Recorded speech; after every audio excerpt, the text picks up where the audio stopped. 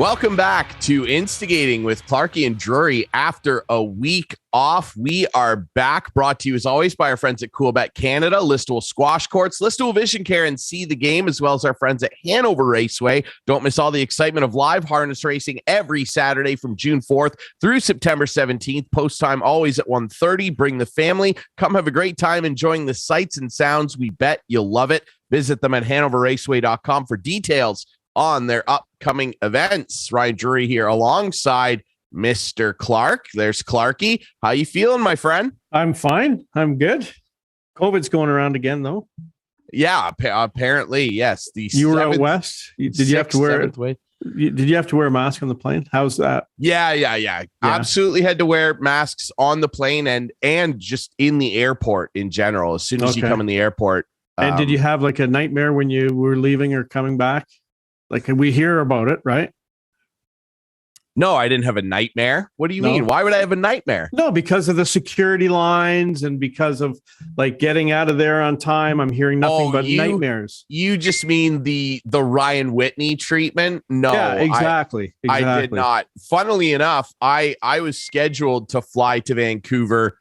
I had a round trip from Hamilton to Abbotsford. I booked it months ago, simply because I wanted to avoid Hamilton. Pearson. Nice. Yeah. The flight got canceled the night before. So I had to go through a mad scramble to try and get myself on it. Well, it was Swoop's fault, to be perfectly fair. And it was Swoop's fault. And they gave me my money back in very prompt fashion. That's good. And I had to scramble to get on to a Sunwing flight out of Pearson. So I did have to go to Pearson. It got delayed 3 times. I spent 6 hours and 45 minutes in Pearson by myself, which was a lot of fun. See, that's what I'm saying. Like, that's what I was asking. That wasn't really Pearson's fault, though. And I will say this, the bulk of that time was sitting in front of a Starbucks waiting for the plane. I got checked in and through the security line at Pearson in 5 minutes. Okay. It was... and this is a Saturday, like a busy travel day. There were lots of people, but no, it was moving. It was moving. And my flight back, Abbotsford to Hamilton, tiny little airports, they were great. So yeah. And the trip was good. Yes, I was. I'm going to Vegas in October, so I hope everything's good by then. I would hope so. I would think so. And my experience is pretty okay. And I mean, the trip was great. West Coast, best coast. I missed the mountains. Yeah. I missed the air.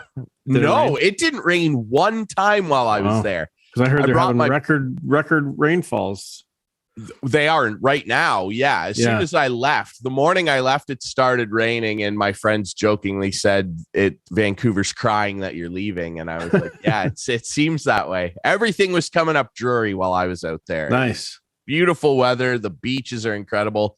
Yeah. I left with a mark on my arm. I got this weird mark that I developed. I don't know what happened there, but I just woke up with ink on myself. So I'm not quite sure what went wrong there. Yeah, I think it'll come off. I'm not sure. But yeah, no, it was a fun trip, man. What are you laughing at? Nothing. I just trying to figure out what it was. That's all. I got a Celtic Trinity knot. It's like a symbol of family and brotherhood. And then I got a little lyric on my arm there. I got a tattoo for my brother. It's for my brother. Symbolizes brotherhood. All right.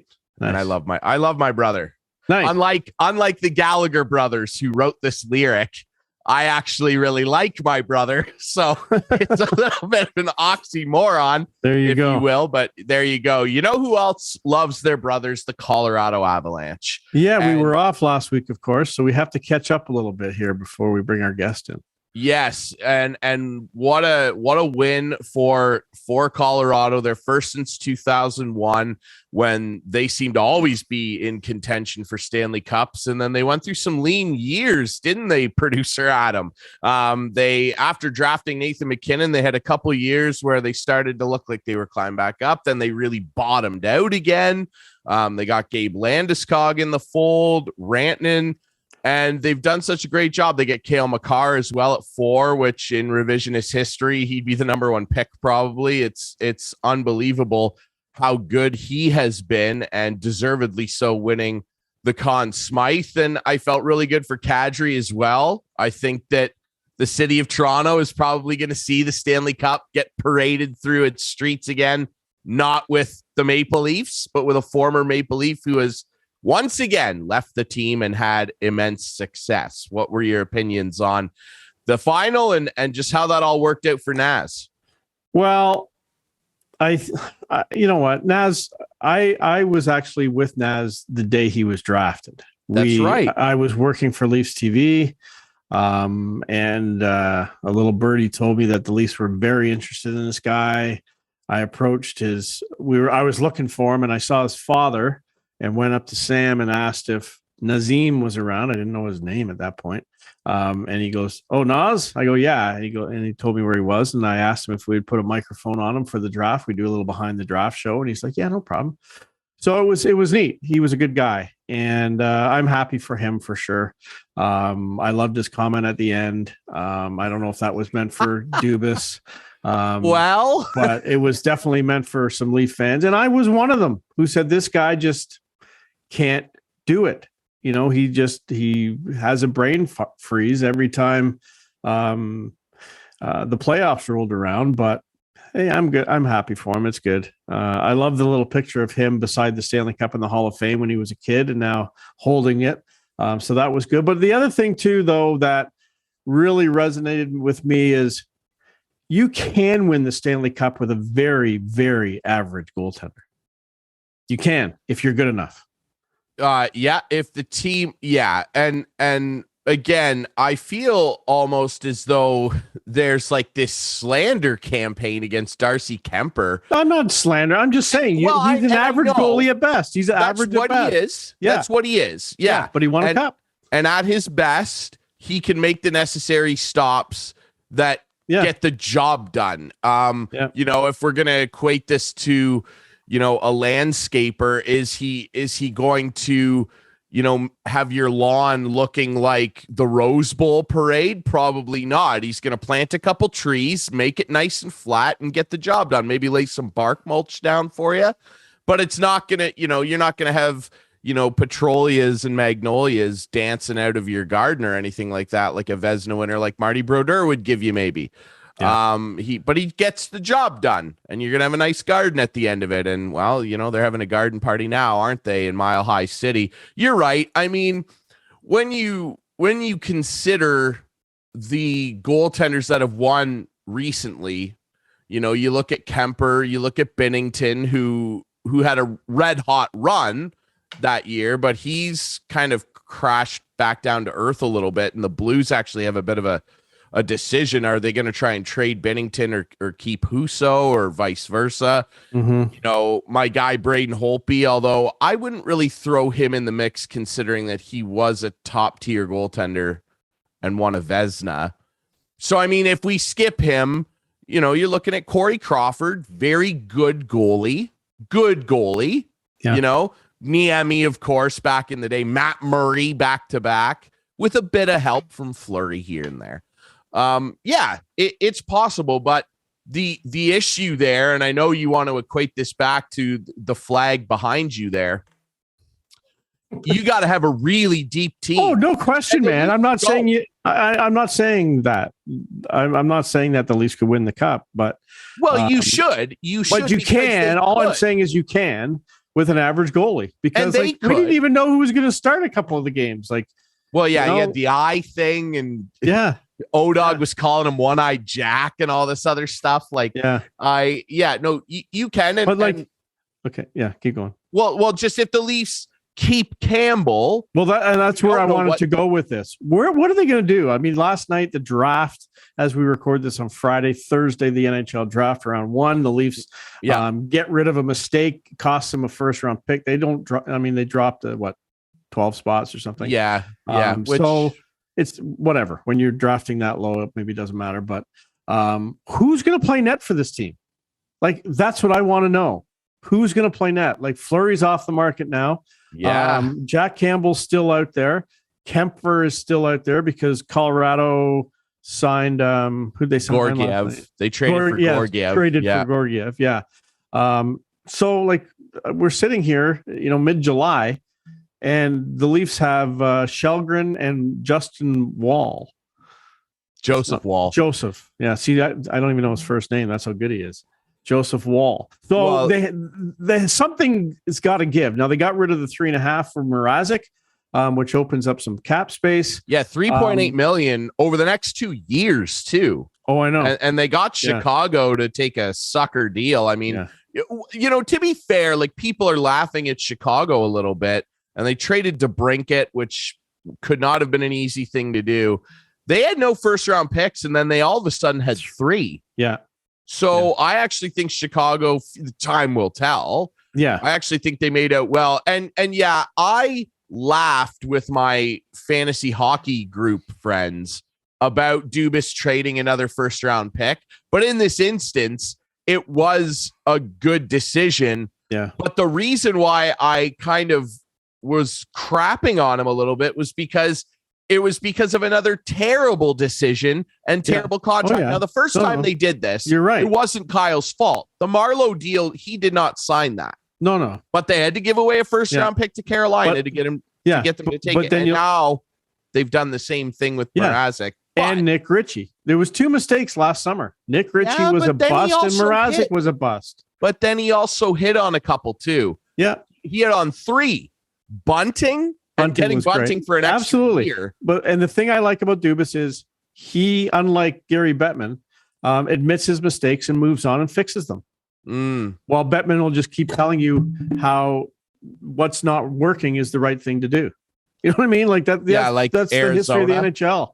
Yeah, exactly. How about that poor kid last night, Logan Cooley, who is one of the highest. Some people even had him going 1, which he didn't. How about the look on his face, man, having to go to Arizona and play for a college team?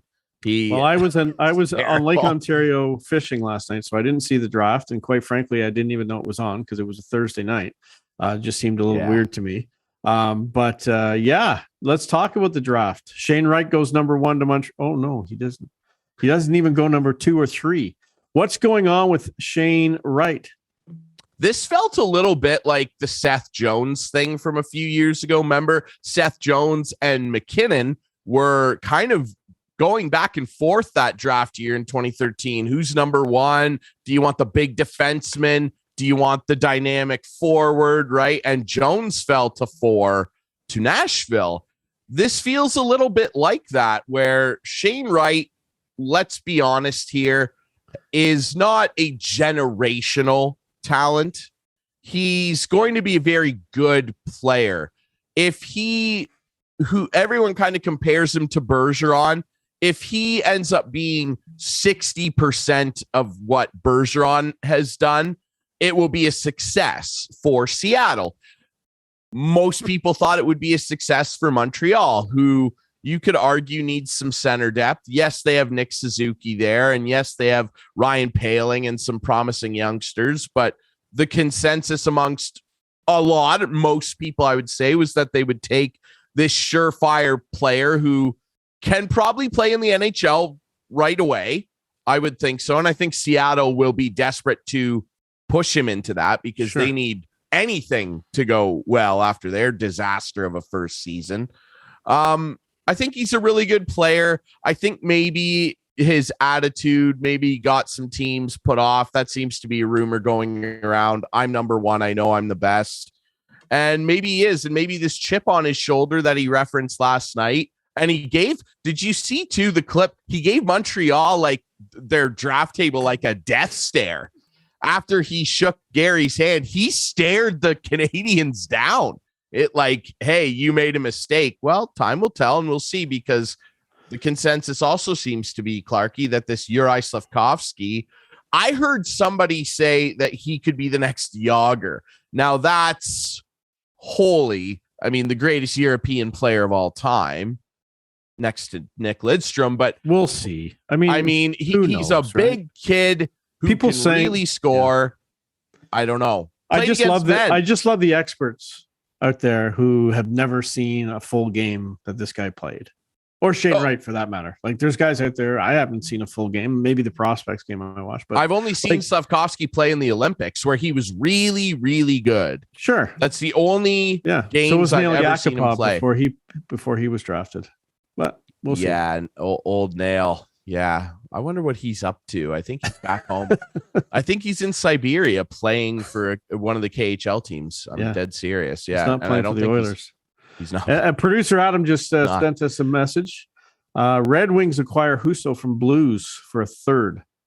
Wow. So that's just going down now live as we do the show. Now that's big because there's a guy that Edmonton was sniffing around, Buffalo, Toronto. There's a big goalie chip off the market. And you know what? That's interesting to me too, because the Red Wings, you remember last offseason, I believe it was, acquired Alex Nedeljkovic from Carolina. So they are, I think, trying to create a battle here between two young guys and say, okay, one of you is going to have to take the reins here. Yeah. And I actually like what Steve Yzerman's doing over there. They're building a stable of pretty good young talent. Reigning Calder Trophy winner. Now they get a youngster in Husso who can maybe help them pick up some more wins. I'll tell you one thing. With all this goaltending going on and shuffling and everything else, Kyle better have a plan.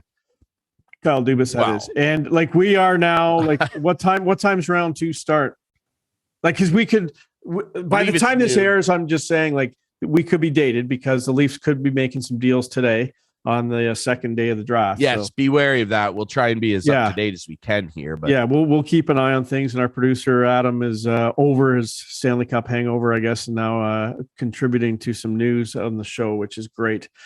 He's keeping an eye on the wire while we're chatting, so that's good. Yeah, it's interesting, and you're right. Yeah, of course, Kyle better have a plan, and I think that the last couple seasons have shown that. He does. His plan is stick with these big guns and just keep hammering at the wall until eventually our analytics and our talent, and I'm not crapping on analytics, by the way, I'm not. Colorado uses them heavily. Yeah. But whatever analytics the Leafs are seeing clearly aren't working, but the plan is let's keep doing this and we'll just add more veterans on less than $1 million deals. We'll roll the dice with this goalie tandem, which is going to be vastly different next year. Because they got to get a goalie, Ryan. They have to have a goalie by the end of today. That's what I'm telling you right now. By the end of today, by the end of Friday, what's the date? July the 8th. The Leafs have to have a goalie. Now that Mrazek is gone, and now I believe they've got about 8.6 or just shy of $9 million as we speak here to play with. My anticipation would be that Jack is coming back, especially after what they saw with Kemper. When's free agency start? What's the date? Believe it's the 16th or something like that, or the 12th. I don't know. My NHL calendar's all used to be so nice. Blender. July 1st. We always knew it was July 1st. I know. And it'll be that way next year. But yeah, I believe next week it starts. Maybe it's the 13th. But I think Jack will come back now, even if he wants over 5. I just don't know if he's the answer. That's my problem. But how can you say that after what you just saw Kemper do? On a very different roster. Because the Leafs don't have the roster Colorado have, so they need a better goalie. They need a better goalie than Kemper and Campbell. I still think John Gibson's the guy they need to get. What's going to cost them, I don't know. But I just think they got to go out. Like we've seen now, how many goalies traded? We saw Georgiev traded, Husso. Like, where is Dubas in all this? That's what I want to know. Where is he? Well, he's on the phone. I can promise you that, because he'll be wanting to bring Jack back because of how well he fits in the room, and he has performed very well. Well, the guys all really like him. Great, that's obvious. Perfect. Right? There's something to be said. We've talked about it before. He's very fragile mentally. I understand that. So hard on himself.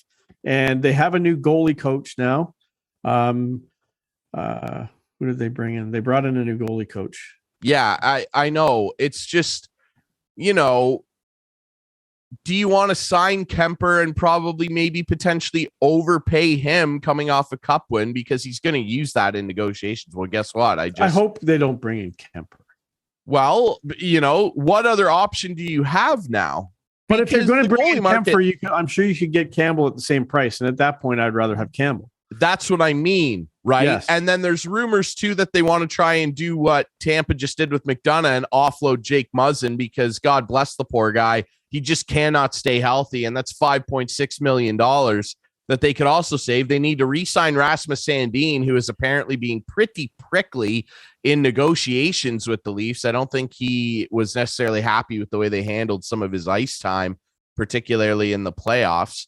And they got to keep him because he looks to be a young pillar of the future who can be a solid 3 or 4. Their right side of their D is not good. I wouldn't be surprised if they tried to get rid of Justin Hall. That was a mistake of a contract too. He's not worth what they pay him, in my humble opinion. He's a 6 or a 7 on most teams. And maybe people think that's a little harsh. That's my opinion of him. I just don't think he's a very good defenseman. Sure. I wouldn't want him on the ice on my team in a critical situation up a goal. Let me just put it that way. I don't want him on my team. I'd rather have a rookie in. I wonder if Kyle Dubas is a Rogers subscriber and his phone's not working. I don't know. Yeah, that's a good question. Yeah, apparently there's a big Rogers outage right now. I still don't have anything. I'm on Fido. Right. And because that's a Rogers thing. And I haven't had any service. It wasn't until our producer Adam this morning said, "Hey, you guys going to be okay to record? Is your internet working?" I'm like, "What are you talking about?" Because I haven't had service. Internet's loud and clear. The internet's good. But I have no cellular service. Zero. Do you have cell service? What do you want? Do. You're on Bell? I have TELUS. So yes, I'm with Bell. But I'm with Rogers. Well, TELUS isn't Bell. Yes, it is. They use Bell's network. Get bought out years ago. Like Bell doesn't own them, but they use Bell's network. Oh. So yeah, I don't know. I'm not a telecommunications expert. I just know I have service. So I'm not affected. Yeah, hopefully Kyle can make some calls. I'm sure he can get on a landline somewhere. And can you imagine payphone? Yeah. That's happened before. Yeah. Back in the day. Montreal used to do that all the time, so people couldn't trace the number. Good old Bill Waters, a buddy of mine who I worked with for years, missed out on a trade because he didn't get the fax to the league in time. The fax machine was changed. Yeah, the old fax. The old fax machine. You had to fax it in. Bitten a couple of big trades over the years. Yeah. The fax machine has bitten a couple trades over the years. Should we break? It's interesting. Steve McAllister standing by, don't we? Yeah, Stevie Mac's going to come on here and chat with us a little bit about what his impressions were, what he maybe thinks the Leafs are going to do, because they need to do something, but all the Canadian teams really have a lot of question marks. I mean, what's Edmonton going to do with their goalie situation? They need a guy. Winnipeg. There's a lot of teams that need a guy, for sure. There's a lot of teams. Hey, my Washington Capitals need to get a guy. Who the hell are they going to be able to go get now? Like, I guess we're just going to go back to the wall with Samsonov. Yeah. Who knows? Yeah, there's a lot to answer, especially in the goalie market. We'll take a quick break. We'll come back with our friend Stevie Mac next.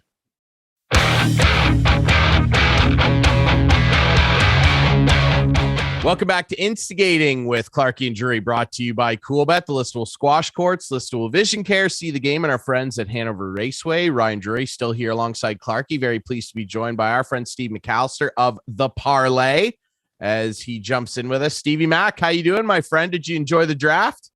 It was a lot of fun. Really disappointed to hear that Clarkie was out catching walleye or perch or whatever it is you catch. Salmon. Yes, very big salmon. The salmon you've ever caught in a can, Clarkie. Yes. Well, I didn't reel it in, but we did reel in one big one last night, so that was good. Okay. I was driving the boat, dude. Well, I shouldn't say that. I don't have a boat license, but I was driving the boat. So you were Captain Quint. Yeah, and it's not. You got to know what you're doing when you drive the boat. When a guy's reeling in a big fish, you have to know what you're doing. So okay, you see, you're just trying to paint yourself into some sort of. It's a team effort, Drury. It's a team effort. One guy's on the net, the other guy's getting out the other rods out of the water. One guy's reeling it in. One guy's driving the boat. Yeah, it's the way it goes. Someone's looking after the cooler. That's right. Yeah. Clarky was pulling double duty. Yeah. Yeah. Yep. Absolutely. Faster. So whatever you say. Hey, Ryan, in a very roundabout way. So yeah, I did. I watched the entire 4 hours of the draft, and I think I'm in my wife and daughter's bad books this morning. But I was saying to you guys off camera, the draft one of the sporting events that I still enjoy watching from stem to stern. So I hung around for the entire show last night. Yeah, I loved it. It's a great event. Unfortunately, our friend Captain Quint here missed it, but I do want to ask you how many people over at the Parleh offices had Uri Slafkovsky going number 1 and not Shane Wright?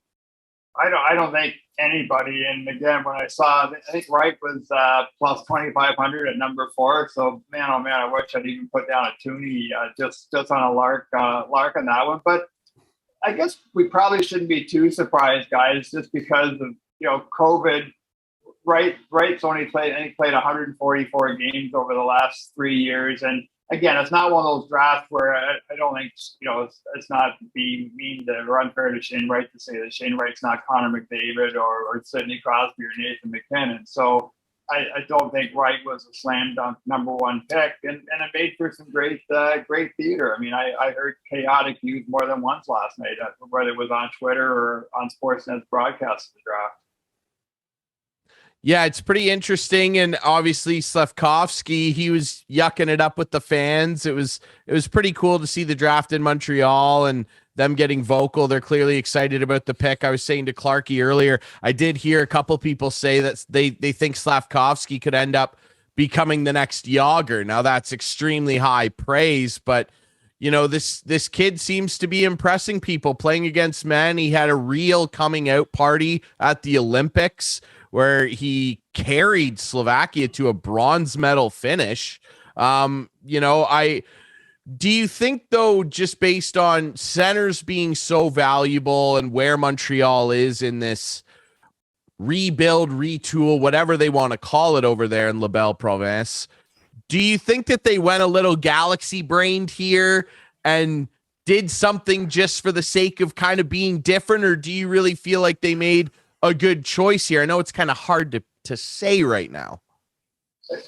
It seems to me, Ryan, that they made the pick, the Slafkovsky pick, and then the Kirby Dach pick up based on that it's a pretty small team up front. And I think it's a team that probably, take away getting to the finals 2 years ago, which I really think was a fluke. That's a team that's pretty small up front, and I think they need to get a little bit bigger.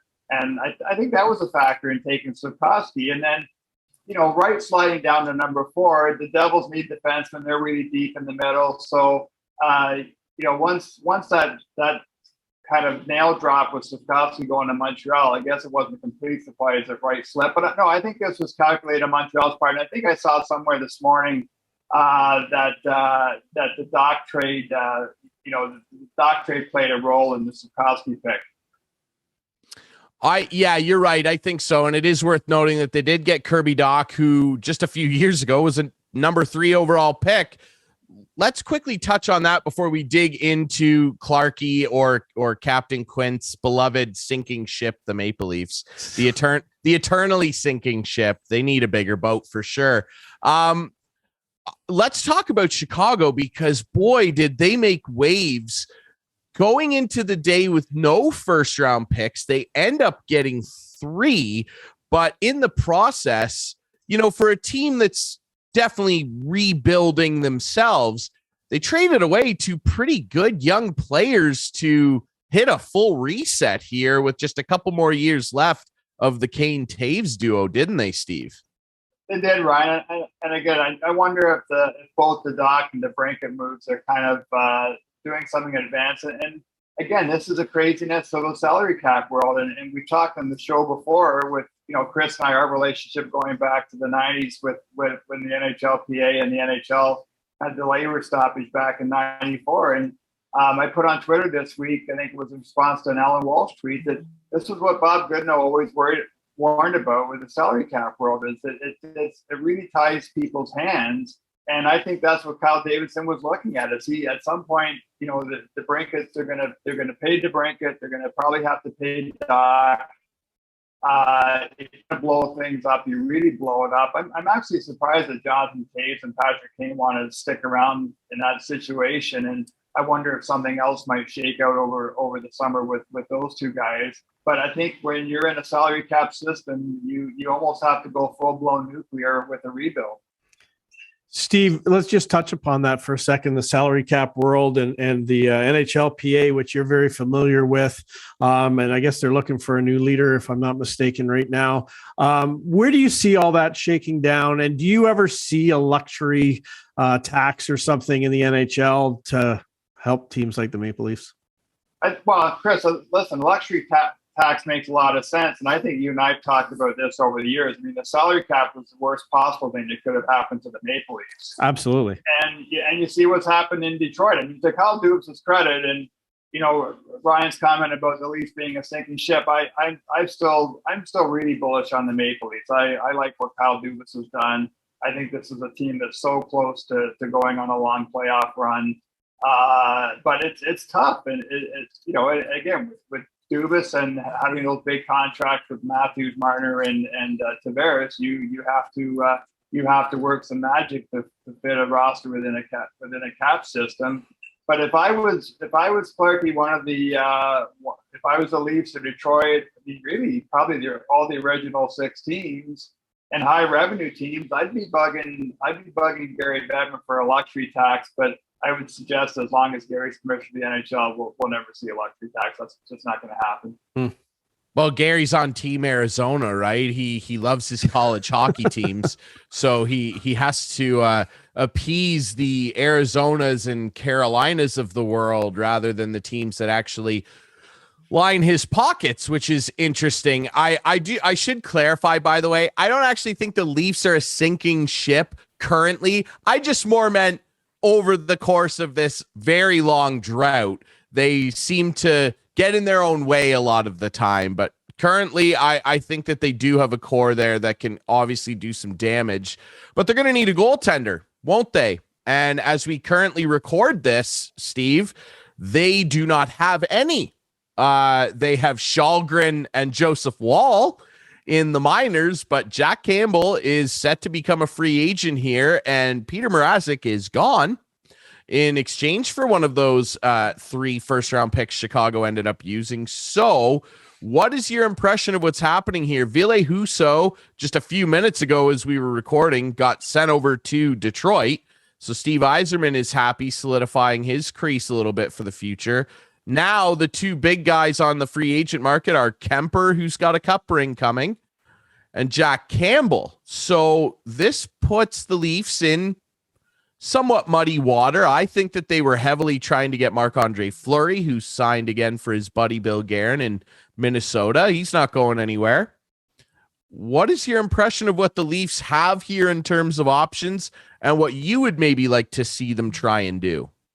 Yeah, I'd love to get Clark's perspective on this too, because he is a goaltender and probably a little close to the Leaf situation than I am.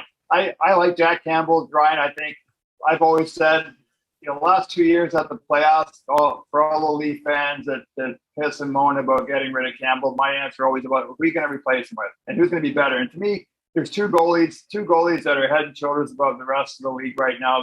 That's the guy in Tampa and the guy in New York with the Rangers, Shesterkin. And then after that, just it's pick 'em. And I think as we've seen, Clarky, in recent years, it's really hard to find a goalie who's going to be at the top of his game for 3, 4, 5, 6 years in a row. And so if that's the case, like, why wouldn't you go back to Jack Campbell? I think Darcy Kemper is going to cost too much money. There's some scuttlebutt this morning that Cam Talbot's not very happy with the Fleury deal, and Cam Talbot might be willing to come to Toronto. But again, tell me that Cam Talbot's going to be better than Jack Campbell. I can't guarantee that. No, I totally agree. If Cam Talbot is their answer, I think that's a huge mistake too. I like Jack Campbell as a person. I think he's a little fragile when it comes to his mental state when he's playing goal, which is tough. It just keeps pointing to me to a deal for John Gibson. I don't know what they would have to give up. They have some room now getting rid of the Mrazek contract. as I said to Ryan in our first segment, Colorado just proved that you don't need a stud in net to win the Stanley Cup. Obviously, the Leafs aren't at the same stage Colorado's at, but I agree with you. Ryan takes me to task on it all the time, but I think the Leafs are so close. And I said, they took Tampa to 7 games, and Tampa made it all the way to the final. I'm not saying the Leafs could have or would have, but I think they're just so close, and a good, strong goaltender could put them to that next level. But they need to get going on it. Like, we're we're a quarter of the way through July here. And as Ryan said, they have no goalie. Like, they need to get on it. Dubas, and I'm sure he does, and I'm sure he's got a plan, but it needs to get going now, because the longer it goes, the tougher it could be with all these free agent goalies now signing. I don't think Marc-Andre Fleury was the answer either. I really don't. Yeah, I like the John Gibson idea too, Chris, a lot. I think Gibson's a guy who would bring stability, and you're absolutely right that Campbell has been a little fragile mentally. But again, there aren't a lot of options, and you're right with the Husso. I didn't realize Husso had gone to Detroit this morning, Ryan. So obviously that's another guy out of the mix. And there's been some talk about Murray down in Ottawa, Matt Murray, but Matt Murray's a guy who's really struggled the last 2 years. So it almost feels like you're getting Peter Mrazek light, right? And hoping and again, kind of crossing your fingers and rubbing your rosary beads and not walking under ladders, hoping that this guy is going to save you. And I just don't think you want to go down that road. And Matt Murray, again, is a guy, he's kind of forgotten in this mix. Has been a guy that's been rumored where the Leafs were maybe sniffing around him. Obviously, they would want Ottawa to retain 50% of that $6.25 million. But there's something about that guy, though. Well, right? Like, you hear it from the O-Dog all the time. Like, he's not a fan, right? Like, he can't get on the ice. Like, this guy can't get on the ice. Right. Is he injured or is he hurt? There's a difference. I don't know. And I don't know if anybody knows. I don't know if Matt Murray knows what the deal is there. And it's interesting, too, because he's a guy that we're kind of talking about here, where he is a good goalie on his best day, and won back-to-back cups with a little bit of help from the Flower on the way. It is worth noting, in the 2 Stanley Cup finals, Murray played every minute when they got to the final. However, he was on a Pittsburgh team that was much like this Colorado team. They had the puck all the time. They had a D-core that just was no nonsense, quick, efficient, get the puck, flip it out, and let Malkin and Sid go to town. That's what they did. They had the puck constantly, and so did Colorado. The Leafs, I don't know if they have a D-core that can, as it currently sits. And Clarky, I don't, necessarily take you to task on the Leafs being close. No, you do, but that's fine. But it's because of what they're putting all their eggs in this basket and going, oh, it'll work eventually. It'll work eventually. Close doesn't matter. If they don't win a cup, no one's going to look back on this era 20 years from now and go, we were close. Of course. No one remembers close. Of course. I agree with you. Doesn't mean anything to me. Yeah. You know what I mean? So I don't care. Like, do something then. If you're so close, like, show me some progress. They never do. So I think that the D-core is the biggest detriment beyond not having a goalie sign right now. I think the way that D-core is constructed, when I look at how Colorado won, how Pittsburgh won, even how Washington won, playing a little differently. Washington and St. Louis, big, mean, grind you into the boards style hockey. I don't love, I would take any of those D-cores at their age now over what Toronto has. I just would, because I've seen them win. So that's my biggest problem. But here's another guy I'll throw out there. We were talking a little bit about it, Steve. And I don't know how much of an appetite they would have for doing this, but the New York Islanders, after the season they just had, they fired the best coach in hockey, in my opinion. Lane Lambert's going to take over. I think he'll do a good job. They've got a kid there named Ilya Sorokin, who is their goalie of the future, and many actually thought that he was better than Shesterkin coming out of that Russia goalie factory, and he's proven to be really good. Shesterkin is sick. I would put money right now. Tell your staff at the Parleh, I would lay money down on that guy winning a Vezina in the next 5 years. But they got another guy on the roster who has won a Vezina and is pretty affordable, makes a little over $5 million, and is aging. And his name's Semyon Varlamov. What do you think of a team potentially going out and getting him? Edmonton needs a goalie. Leafs need a goalie. My Caps, maybe, who drafted him, need a goalie. What's your opinion on that? Would the Lou father maybe lean toward helping Kyle out a little bit? I don't know. I don't know if he'd be willing to help Kyle or Shanahan, but yeah, listen, I think other than Clarkie's suggestion about Gibson, everything else is on the table and is a bit of a crapshoot. And I think whether you bring Varlamov in or you bring Campbell back or you go get Murray or it's not like you're going to get you're not going to get Patrick Waugh or Jacques Plante in their primes. I mean, you're getting a guy that you're hoping can get you to the promised land.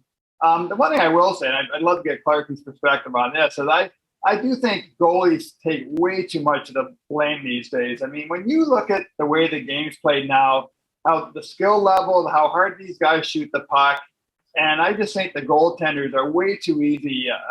Way too easy to point the fingers at goaltending. And like I said, in the 32-team league, you've got two guys who are absolute studs. And then you've got a bunch of guys who might play a good stretch of 10 games and then falter for 4 or 5 games. And I think the other thing, too, guys, that we really haven't talked about is in today's NHL, you need a number 2 guy who I think has to be able to play at least 30 games and give you a chance to win in a good number of those 30 games.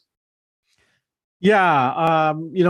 When the Leafs had Frederik Andersen, everyone was, dumping on him all the time because he would always give up a bad goal. And then some guy voted for him as an MVP this year, which I don't know what that guy was smoking, but the MVP voting in general was kind of stupid.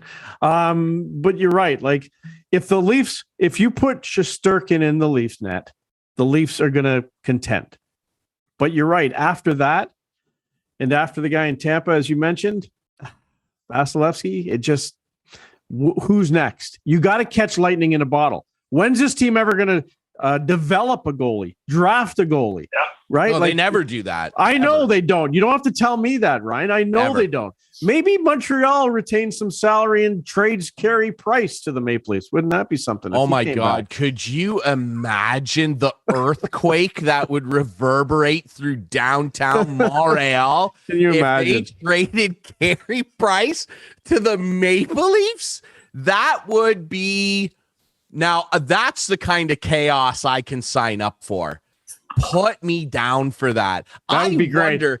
Steve, you got to send me like a follow-up email. Find me somewhere I can put money on that because I would love to sprinkle a 10 spot. But he's a guy who could do, right? Like we've seen him in the past 2 years ago. Well, Montreal, as you said, it was a fluke that they made it as far as they did. They crossed their way to the final. But that's fine. Well, yeah. If you get there, you get there, right? They don't ask how, they ask how many. Yeah. Carey Price, let's not forget here, he had arguably the greatest season ever put together by a goaltender. He won everything in 2015, I believe it was. Yeah, like he still has that ability. Here's the thing with him. I get the impression after going through some of those personal struggles, and again, I applaud Carey for being so forthright with them. I get the impression that if he were to leave Montreal, which the rumor is that his wife really does not want to leave Montreal, family's a factor here, right? He's got a young kid. I think he has 2 kids now. Yeah. My impression would be that if he were to leave, I think it would be Seattle. And I think the reason being is Vancouver obviously would be ideal, but he's not going to Seattle could have drafted him. I know, but I think that it would be Seattle would be his preference simply because he'd be extremely close to home.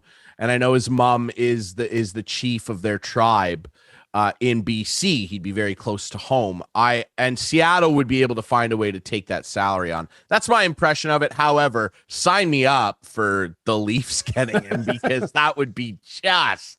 Oh my goodness, Steve! What do you think of that? What would a deal like that even look like? I don't know. Like, I really think Carey Price's body is, I think he's the guy who's played a lot of hockey, and I think his body finally is betraying him. But just give me one more run, then. Just give me 1 year. I don't know if he has it in him, Clarky. I really don't, and it's too bad. And again, that's the thing we shouldn't forget about Carey Price. There was a period there, and let's go back to the 2014 Sochi Olympics where he was the best goaltender in the world, and it wasn't even close. And I remember sitting in the arena watching a couple of those Canadian games in that tournament. That was a great team. I mean, well-oiled machine. But every save that Price had to make in that tournament, it looked like he was sitting in a shopping cart drinking a cup of coffee. I mean, Clarky, when a goaltender gets in the zone, well, then again, you might not know that. When a goalie's in a zone, he's just making every save just look so easy. And you throw your blocker up and it goes in the corner. You put your stick, it goes in the stands. You put out your catching glove and it's in your glove. And he did it for a long time. Yeah, he's so technically sound and he's so calm in the net. That's the amazing part about him. Hey, listen, just a trade just come through. Ryan, you get your opinion on this. Philly trades a second, third, and fourth to the Canes for Tony DeAngelo. Yeah, and a seventh. Yeah, interesting trade. Obviously, Philly needs a little bit of everything. They're in a full retool rebuild. And Tony DeAngelo, as much as we can all have opinions on who he is as a person, which is not necessarily somebody I would want in my locker room, you can't argue with what he does on the ice. Mm-hmm. And what we know about sports is if you're talented, it really doesn't matter what level of a garbage human you might be. We'll let you play. Come to the play yard and we'll let you go out there and do whatever you want. I do this is actually interesting for me personally, right? Because obviously my cousin Brad Shaw is now a member of the Philadelphia Flyers staff. Pretty good at fixing defensemen and improving penalty kills, which is something the Philly faithful need to see. I think that this is an interesting move. And I mean, Carolina, that they're penny pinchers. They didn't want to pay him. It's pretty simple. So I think it's a good deal both ways, and Carolina will restock through the draft and keep on being cheap. They don't even want to pay their broadcasters. So, there you go. There's an interesting marriage there between Torts and DeAngelo. I wonder how that'll work out. But again, if anybody can get this guy's, life straightened out as a person, John Tortorella would be the guy to do it. And Ryan, I couldn't agree more with you on Brad Shaw. I think you may have seen my tweet last week when the news came out about Brad going to Philadelphia. I had a chance to deal with Brad a fair bit during the lockout in 94 and 95. And he's just a first-class individual. And he's one of those guys. I'm actually quite surprised that Brad Shaw's not a head coach in the NHL yet. Me too. Yeah, and he's a friend of instigating. He's been on the show many times. Yeah, he's a friend of the show. Just a fabulous one of my Chris. I don't know if you had a chance to deal with Brad during the lockout, but one of my favorite player reps during that year. Just a class act, and again, if that guy doesn't have a head coaching job in the NHL in the next 2 years, I just don't know. Yeah. Hey, before we let you go, we're running out of time, but how much pressure do you think there is on Sheldon Keefe? I mean, last year out of the gate, they stumbled out of the gate, quite frankly, but they recovered. Although that's what I'm asking. However, I thought it was very interesting this week. I was listening to my old buddy Bob McCown's podcast. He had Barry Trotz on. And I don't know if you heard it, Steve, but Barry was talking about why he didn't go to Winnipeg, just wants a little break. But also said he expects his phone to ring in November and he's going to answer it. And he said it's on his bucket list to coach a Canadian team and coach an Original Six team. Well, that narrows it down to a couple. Where do you think all that will? Do you think that Dubas is in long term with Sheldon Keefe come hell or high water? No, I don't think so, Chris. I think if this team shows any kind of stumble out of the gate, I think it's a real easy call to make. And again, I think Kyle Dubas, I know we say every year, but I think next year this team has to win a playoff round. And I think if you're Kyle Dubas, you pull out all the stuff. And again, we laugh about it, but at the same time, the window is shrinking now with this core group. It shrinks every year. And how much longer can you do this? And if you have Barry Trotz sitting there, that's a pretty nice that's a pretty nice option right? to go to. And having said all that, I like the way the Leafs play. I think Sheldon Keefe's done a good job. I think the Leafs are one of the most entertaining teams in the league to watch. And I'm rooting for Sheldon Keefe. I hope he can get the Leafs over that hurdle. But yeah, it wouldn't surprise me one bit, Clarky, if Dubas pulls the trigger early in the season. I will say this, and I'll caution people in Leafland that heard that podcast and maybe heard it here and are excited. And you should be. I love Barry. Everybody knows what I think of him. I think it was one of the biggest sports business blunders. And I'm not just saying this because I'm a Caps fan, literally of all time, that Ted Leonsis let Barry Trotz leave after finally winning the Caps a Cup after 45 years. It's an embarrassing black mark on the franchise after they achieved the greatest thing that you can achieve. I'm still embarrassed by it. And you can see the results of how the Caps have done in the playoffs last few years. They can't get out of the first round either. They won a cup. I will say this, though. It took Trotz 4 years to dial that group in. And I see, like I've said to Clarky a number of times, I see a lot of the same problems with this core. I would caution people to, again, on the blaming the coaches wagon. I think Sheldon's done a good job. I think he'll get another job if he gets fired. I would caution people to go, oh, well, now we have Barry Trotz. We'll win the cup for sure. Maybe you will. Maybe. But I would just be, it took him quite a while to drill in what he drilled in Washington, and he did it, and he won. Hey, let's not forget, Ryan, it wasn't that long ago Leaf fans were giddy when Mike Babcock came to town, right? They were so excited. Yeah. So excited. Yeah. Very different guys for sure. And I mean, there's an example of a guy that I don't really want running my bench. D'Angelo just signed a 2-year extension with Philly, by the way, $5 million per. That feels about right. So yeah, that'll be an interesting project. Yeah. Clarky, just your thoughts on Sheldon Keefe. They got to win, Steve. They got to get out of the first round. When you're up in series 3-1, 3-2, and you don't have that killer instinct, and I don't know how much you can blame him for that, Clark. I don't either. I never know how much you can blame a coach for anything, Ryan. Quite frankly, they don't put the skates on and play. But at some point, something has to gel. Something has to click. And I think it could be an easy out, as you mentioned, for Dubas. If the Leafs get out of the block, like in my mind, Barry Trotz has a plan. And him and his agent, Gil Scott, have a plan. Yeah. And I don't know what that plan is. And I don't know if it's, there's a few teams here that we're going to keep an eye on. You have your wish list. You have your dream place you want to coach. Winnipeg, even with free beer, wasn't it. But he's got a dream and he wants to coach a team. And the Leafs aren't going to fire Sheldon Keefe for the offseason. But I don't know. He's never proven he can win in the NHL. He's won everywhere else, though. Yeah. Hey, and Chris, again, go ahead, Steve. Sorry, Brian. I'm just going to mention, I know we're running short on time here, but just, it's funny. I messaged a hockey writer during the playoffs, and I said, I'd really love to read. I've read lots about John Cooper, but I've never read a piece or seen a feature on this guy about what really makes him tick and what makes him so successful.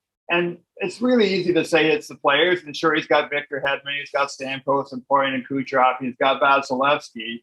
But you don't get buy-in from the players the way this guy has for this period of time. And this guy's also gone through it. He has new assistant coaches almost every year. Yeah. And yet he's the one constant behind the bench. And I'd love to know what it is that makes John Cooper tick. And again, we talk about Vasilevsky and Shesterkin.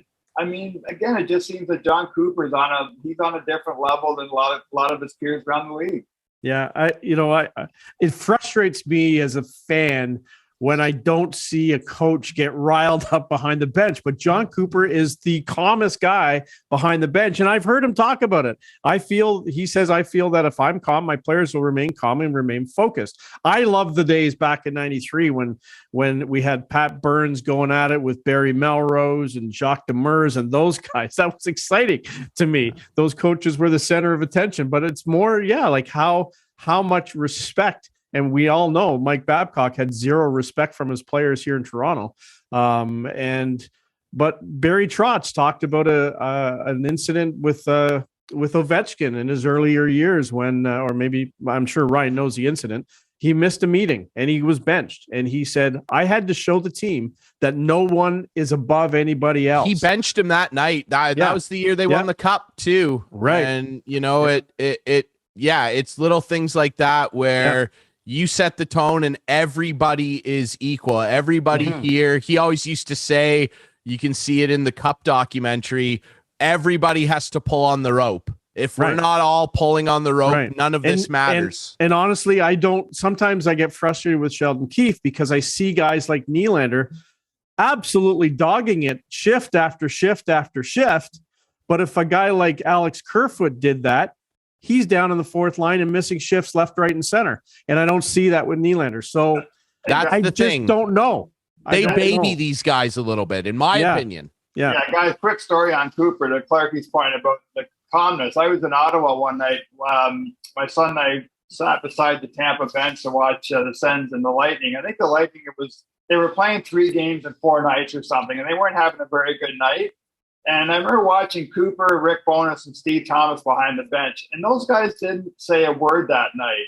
And it almost like we know, okay, guys, like we know we're playing 3 games in 4 nights. We're going to lay an egg in one of these games, and tonight's the night. And they weren't blistering guys or getting on guys. And it was so impressive to watch that. So, Clarky, it's a great point. And there's something about this guy when you can get every single, not just the guys, assistant coaches that come in every year. We know what Julian Breezewell's had to do with the Cap, bringing new guys in every year, and everybody buys into what this guy's selling. Absolutely. And again, it's just, I just don't know how much blame is necessarily fair in hockey.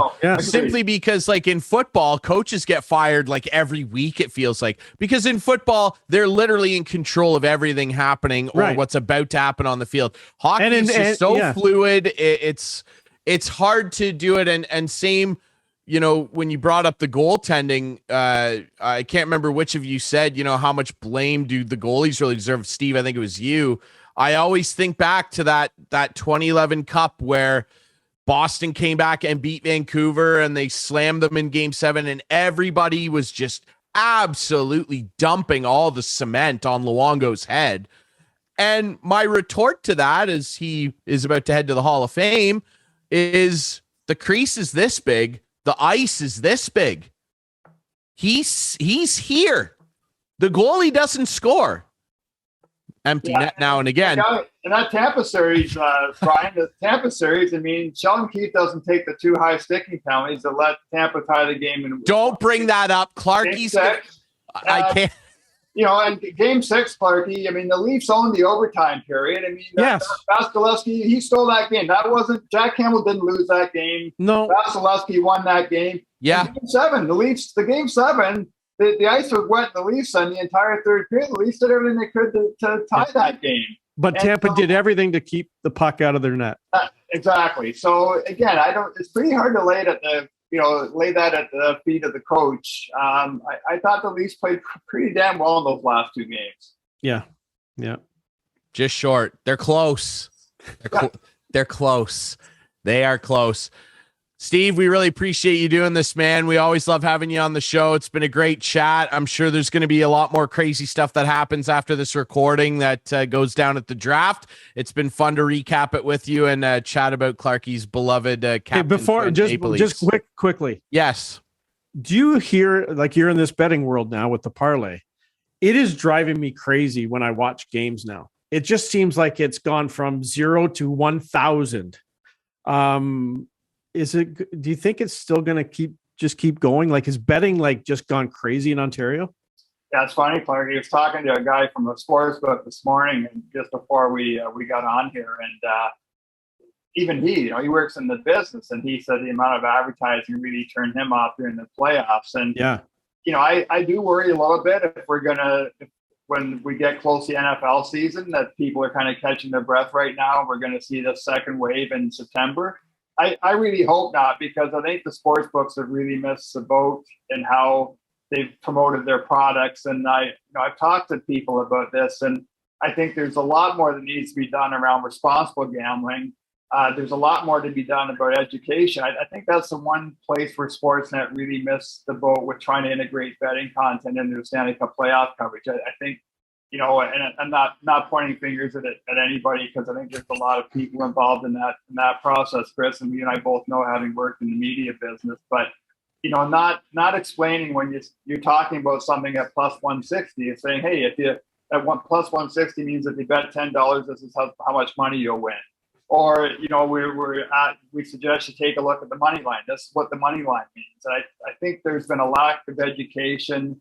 And but on the other hand, I talked to one sports book at one of the gaming conferences. They were held in Toronto back in June, and they said, this advertising blitz was working for them. They had got off to a great start in Ontario. They were really happy. I won't name the sports book, but it's a sports book that relies heavily on celebrity brand ambassadors, and they were really happy with the way they come out of the gate. But I know the regulators aren't happy. You got to believe there's some pressure on the media companies to ratchet back, and I think all of us as sports fans, and all of us who recognize that betting has a place in today's sports environment, that there's a better way to do it. Yeah, it's a tough thing to dance around, right? Obviously, it's a booming industry. It's a fun industry if you're responsible and can enjoy it responsibly. And yeah, that's definitely something that I would echo as well. Gambling problems are real. They're dangerous. And if you know somebody that has a problem, or you have a problem, there are a lot of resources out there to get help, and you should do that. But yeah, it's a tough thing, because the media companies, we know what the media landscape's like. They need the money, right? Like, they need the cash, and this is one way to get it. And it's revenue, and sports leagues and media companies are never going to say no to revenue. So it's a tough thing to dance over. Steve, we really appreciate you doing this, man. We love the parlay. We love all the stuff you're doing over there. Thanks for doing this, my friend. Thanks, guys. Always fun doing this with you guys. All right, so that's it for Instigating this week. Remember, you can watch us Friday nights at 8, Sunday nights at 9 with our friends on Whiteman TV. That's channel 6 for Whiteman subscribers. We debut on the YouTube channel at 9 p.m. on Friday nights. Follow us on social media at Instigating Pod. I'm Ryan Drury. That's Clarky for our friend Steve McAllister from the Parleh. We'll be back with more Instigating next week.